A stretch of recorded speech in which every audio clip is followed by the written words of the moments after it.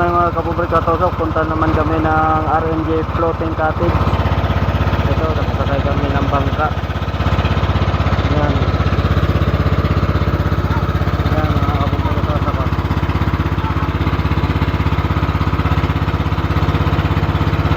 Sa likod.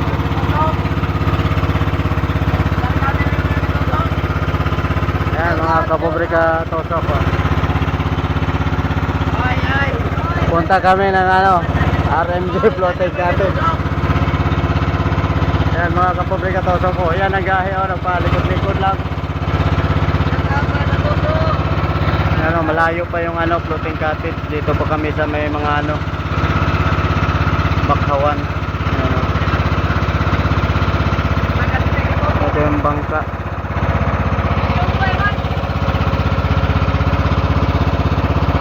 Ito yung mga dala naman yung kapobrika tosok po.